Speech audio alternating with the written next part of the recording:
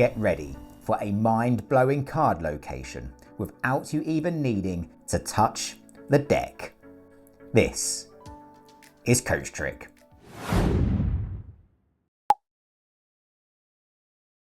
Get ready for a self-working card trick that works so well even I don't fully understand why. Guaranteed to stun, it can be performed with a shuffle deck and requires no prior setup. As ever, it's more than just a trick, so stick around to discover how learning magic can help you unlock next level skills in life. Okay, let's jump into it. Grab a deck and let's go. Okay, so as ever, let's just kickstart by taking a look at the effect itself. Now, this is going to be a no-touch miracle, and we're going to start with a shuffled deck. So you can just hand the cards to a spectator, ask them to give them a shuffle. Now, the spectator can shuffle the cards as much as they like. They really are mixed. You're now going to ask the spectator to take the deck and just to start dealing cards into a pile on the table, just like so. Now, as the spectator is dealing, you're just going to ask them to stop dealing whenever they feel like it. It's a totally free choice. So let's say they stop dealing just about here. You're going to ask them to place the rest of the deck to the side for just a moment. Now, you're going to turn away so you can't see anything. You're not going to touch the cards. You're not even going to look at the cards. Ask the spectator now to take the dealt cards from the table and to think of a number, any number they like. It's a totally free choice, under 10. Not to tell you, but just to think of it. Let's say they think of the number 7. You're now going to ask the spectator to take a look at the card that lies in that position from the top of the pack.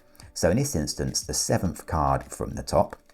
1, 2, 3, 4, 5, 6, 7. And ask them to take a look at that card and to remember it whilst leaving it in that position. So here we can see it's the ace of diamonds, and then to place the cards back together like so. Now we want the spectator to lose their card in the pack. So you're now going to ask them to take the rest of the deck here and to deal some more cards on top of the dealt cards here corresponding to their thought of number. So in this instance, they're going to deal 7 cards from the deck onto the pack here. And again, they're going to do this as quietly as possible so that you can't hear. 1, 2, 3, 4, 5, 6, 7. With yourself still looking away, you're going to explain to the spectator that the first person ever to try this trick was from Australia. And so to continue to mix things up as much as possible, you're now going to ask them to perform a down-under shuffle. So you'll ask the spectator to take the pack here and to deal 1 card onto the table and then the next card to the bottom of the pack, and to continue this for all of the cards in the pack. So they're dealing and they're mixing as they go, just like so. And they really will continue this until all of the cards are on the table.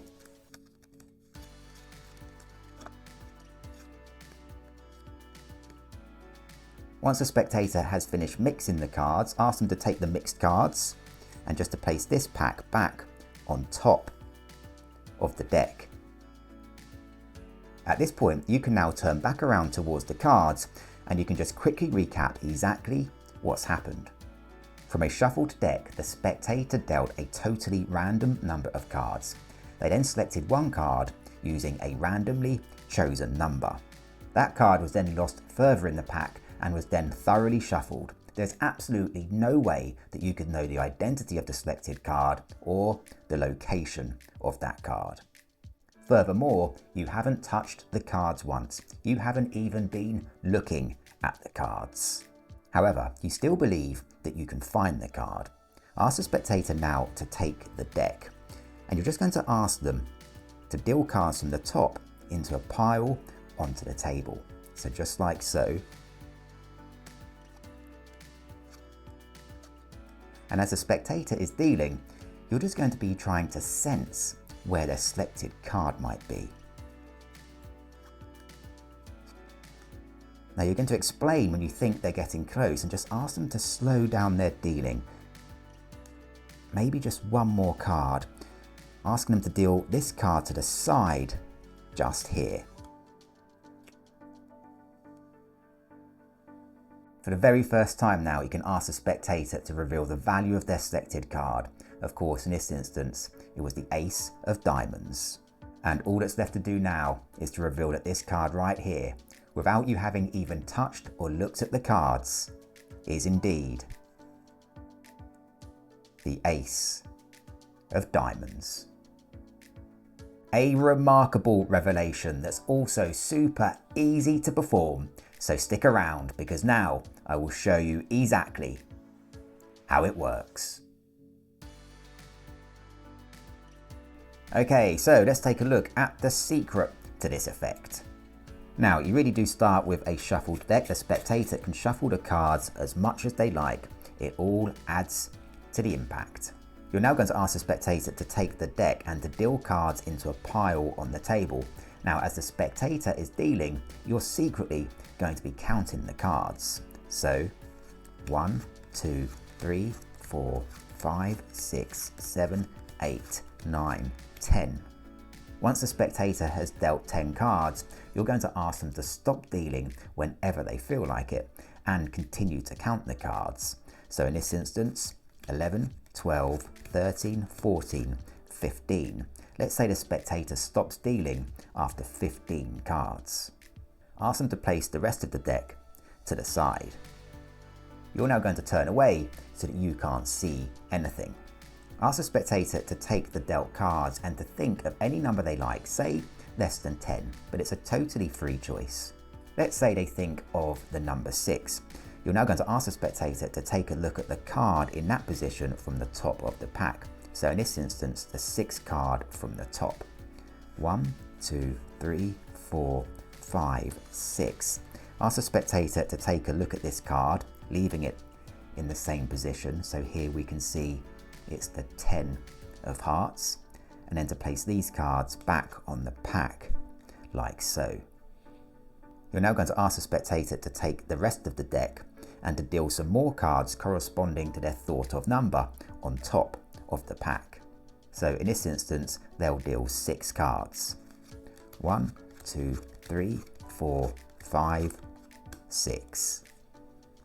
You'll now ask the spectator to take the dealt cards in preparation for mixing them up. And for this, you're going to ask them to deal 1 card to the table and then 1 card to the bottom of the pack. And they'll continue like this until all of the cards are on the table. You'll then ask the spectator to take the dealt cards here and just to place these back on top of the deck. At this point, you can now turn back around towards the cards. Now you're going to ask the spectator to take the deck, and in just a moment you're going to ask them to deal cards to the table. Now, in order to locate the spectator's card, you just need to calculate a key number. Now, to calculate your key number, you're going to take the number of cards that the spectator originally dealt to the table at the start. So in this instance, that's 15. And you're going to divide that number by 2. So 15 divided by 2 is 7.5. You're then going to take that divided number, so 7.5, and you're going to round it up to the next whole number. So in this instance, 8, and that is going to be your key number. Let's take a look at another different example. Let's say the spectator originally deals 18 cards. 18 divided by 2 is 9. Now 9 obviously doesn't end in 0.5. So in this instance, you're just going to continue dividing by 2 until you get to a number that does end in 0.5. So 9 divided by 2 is 4.5. And once again, you're just going to round this up to the next whole number to be your key number. In this instance, 5. However, here my key number is 8. So as the spectator is dealing cards, I'm just going to be secretly counting for the 8th card. So 1, 2, 3, 4, 5, 6, 7. I know the 8th card here is going to be the spectator's selected card. So as this nears, I'm going to ask them to slow down in dealing and then to deal this card separately to the side. And all that's left to do now is to reveal the miracle that this card right here just happens to be the spectator's selected card. in this instance, the 10 of hearts. And there you have it. Mastering this trick is one thing, but the real magic is in what it teaches you. Patience, confidence, and the ability to think ahead. So keep learning, keep pushing, and watch just how far this journey can take you. Thanks for joining me today. Until next time, take care.